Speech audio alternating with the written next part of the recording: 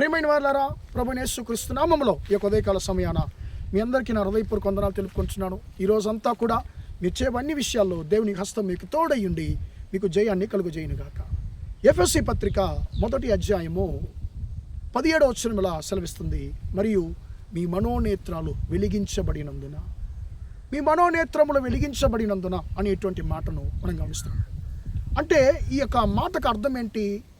మనము ఆత్మీయ చూపగల వారిగా మనం ఉండాలి అనేటువంటి దాన్ని ఈ వచనం మనకు నేర్పిస్తుంది. ప్రియమైన బిడ్డలారా, ఈ యొక్క వచనము ఎఫెస్సులో ఉన్నటువంటి, ఎఫెస్సు పట్టణంలో ఉన్నటువంటి సంఘముకు రాయబడినటువంటి మాట అండి. ప్రియమైన బిడ్డలారా, పౌలు భక్తుడు ఈ యొక్క ఎఫెస్సు పట్టణంలో ఆయన పరిచర్య చేశాడు కాబట్టి, ఈ ఎఫెస్సు పట్టణస్థుల యొక్క స్వభావం ఏంటో ఆయన ఎరిగి ఉన్నాడు కాబట్టి ఆ ఎఫెస్సు పట్టణానికి రాస్తున్నాడు, ఈ మనోనేత్రాలు వెలిగించబడాలి. ఎఫెస్ అంటే అర్థం ఏంటండి? ప్రియమైన అని అర్థం అండి, ఇష్టురాలు అని అర్థం.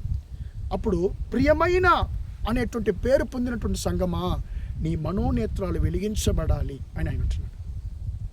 ప్రియమైన బిడ్డలారా, మన మనోనేత్రాలు ఎందుకు వెలిగించబడాలంటే, దేవుని చిత్తాన్ని మనం కనుగొనాలంటే, దేవుని చిత్తాన్ని మనం జరిగించాలంటే మనకు మనోనేత్రాలు వెలిగించబడాలి.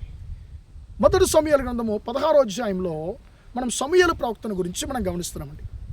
సమూయేలు ప్రవక్తను దేవుడు యెష్షయి ఇంటికి వెళ్ళమంటున్నాడు. అయ్యా, సౌలును నేను త్రోసివేశాను, విసర్జించాను, కాబట్టి ఇంకా నువ్వు సౌలు గురించి ఇంకా ఎంతవరకు దుఃఖంగా ఉంటావు? నువ్వు బయలుదేరి వెళ్ళు, బెత్లెహేముకు వెళ్ళు, యెష్షయి ఇంటికి వెళ్ళు. అతను కుమారుల్లో ఒకరిని నేను రాజుగా ఎన్నుకొని ఉన్నాను, అతను నా కోసము అభిషేకించు రాజుగా అంటున్నాడండి. ఈయన కూడా దేవుని చిత్త ప్రకారము, దేవుని యొక్క చిత్తాన్ని నెరవేర్చడానికి ఈయన బెత్లెహేముకి వెళ్తున్నాడు. ఈ తాను మొదలుకొని బేర్షెబా వరకు సమస్త ఇశ్రాయేల్ అంటే దాదాపు 300 కిలోమీటర్ డిస్టెన్స్ అండి. ఈ 300 కిలోమీటర్లకి ఈయనే పెద్ద ప్రవక్త. ఈయన మామూలుగా ఎక్కడికి వెళ్ళడు సమూయేలు ప్రవక్త. ఎక్కడికైనా వెళితే అక్కడ ఉండేటువంటి పెద్దలందరూ భయపడతారండి. అలాగే నేను బెత్లెహేముకి వెళ్తున్నప్పుడు ఆ బెత్లెహేంలో ఉండేటువంటి పెద్దవాళ్ళందరూ భయపడుతున్నారు. అయ్యా, ప్రవక్త గారు మీరు వచ్చారు ఇక్కడికి, ఏంటండి ఏమైనా సమస్యలకు సమాధానమైనటువంటి సమాధానమే, నేను దేవునికి నైవేద్యాన్ని అర్పించడానికి వచ్చాను అంటాడు. ఇప్పుడు అసలు కారణాన్ని నేను చెప్పలేదు. యెష్షయి ఇంటికి వెళుతున్నాడు. అయ్యా, నీ కుమారులందరినీ పిలువు అంటున్నాడు. ఇప్పుడు ఆయన కుమారులందరూ ఒక్కొక్కరుగా వస్తున్నారు. మొట్టమొదటి కుమారుడు ఏలియాబు అండి. ఆ ఏలియాబు ఏ ఉద్యోగం చేసేవాడు? రాజు అయినటువంటి సౌలు యొక్క యుద్ధ సైన్యములో ఈయన ఒక యుద్ధ శూరుడిగా ఉండేవాడు. అంటే వాస్తవాన్ని చెప్పాలంటే రాజుగా రావడానికి అన్ని అర్హతలు కలిగిన వాడు ఏలియాబు.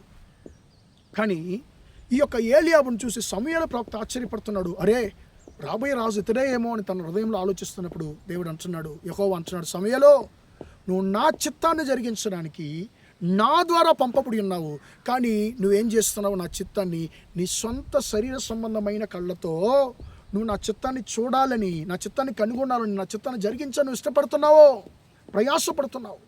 నీ శరీర సంబంధమైన కళ్ళతో నా చిత్తాన్ని నువ్వు చూడలేవు, గ్రహించలేవు, చేయలేవయ్యా. నా చిత్తాన్ని నువ్వు గుర్తెరగాలంటే, నా చిత్త ప్రకారం నా చిత్తాన్ని నువ్వు జరిగించాలంటే నీకు మనోనేత్రాలు వెలిగించబడాలి. అప్పుడే సమూయేలు ప్రవక్తకు తాను చేస్తున్న పొరపాటు అర్థమైంది. అరే, నేను దేవుని ద్వారా పంపబడ్డాను, దేవుని చిత్తాన్ని చేయడానికి పంపబడ్డాను, కానీ నా శరీర సంబంధమైన కళ్ళతో నేను దేవుని చిత్తాన్ని నేను వెతుకుతున్నాను, చెయ్యాలని ఇష్టపడుతున్నాను. అప్పుడు పొరపాటే కదండి. అప్పుడు ఆత్మీయ కళ్ళతో ఆ ఏలియాబుని చూసినప్పుడు ఇప్పుడు పై రూపము కనిపించలేదు సమూయేలుకి, ఏలియాబుకు హృదయం కనిపించింది. శరీర సంబంధమైన కళ్ళు అంటున్నాయి, అరే ఇతడుకు ఇంకా ఏం అర్హత కావాలి, ఇతడు రాజుగా కావడానికి అన్ని అర్హతలు ఉన్నాయని చెప్పి శరీర సంబంధమైన కళ్ళు అంటున్నాయి. ఇప్పుడు ఆత్మీయ కళ్ళు అంటున్నాయి, లేదు, ఇతని హృదయంలో తగ్గింపు లేదు, ఇతని హృదయంలో దేవునితో ఐక్యత లేదు, ఇతని హృదయంలో ఇతని జీవితంలో ఒక దేవుని మీద ఉండేటువంటి ప్రేమ లేదు. కాబట్టి ఈ హృదయం దేవునికి దూరంగా ఉంది, కాబట్టి ఇతడు దేవుని ద్వారా విసర్జించబడ్డాడని అర్థం చేసుకుంటున్నాడు. తర్వాత దావీదు వచ్చినప్పుడు, ప్రియమైన బిడ్డలారా, శరీర సంబంధమైన కళ్ళు అంటున్నారు, అరే గొర్రెలు కాసేవాడు రాజుగా వచ్చి ఏం చేయబోతాడు రా అని చెప్పి శరీర సంబంధమైన కళ్ళు అంటున్నాయి. కానీ ఆత్మీయ కళ్ళు అంటున్నాయి, అతని హృదయంలో తగ్గింపు ఉంది, అతని హృదయము దేవునితో ఉంది, కాబట్టి ఇతడే నువ్వు ఇతను అభిషేకించు అని చెప్పి సమూయేలుతో దేవుడు అన్నప్పుడు ఆయన అభిషేకించాడు, రాజుగా అభిషేకించాడు. గొర్రెల కాపరిగా ఉన్న దావీదుని రాజుగా తన సహోదరుల మధ్య అభిషేకించాడు. ఈరోజు ప్రియమైన బిడ్డ, దేవుని చిత్తాన్ని నువ్వు ఎరగాలని ఇష్టపడుతున్నావా? నీ జీవితంలో దేవుని చిత్తం ఏంటో తెలుసుకొని ఇష్టపడుతున్నావా?